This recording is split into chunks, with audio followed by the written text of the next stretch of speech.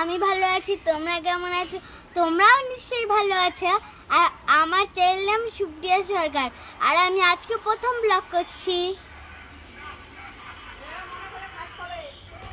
এই দেখো, এটা কি বলো তো?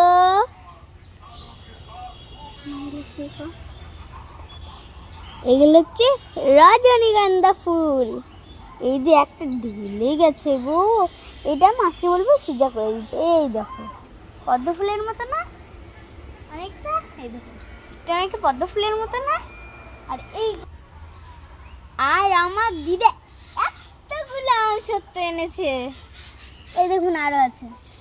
এই যে আপনারা কেউ আমসত্ব খাবেন? তাহলে চলে এসে আমাদের বাড়ি। এই যে আমসত্ব।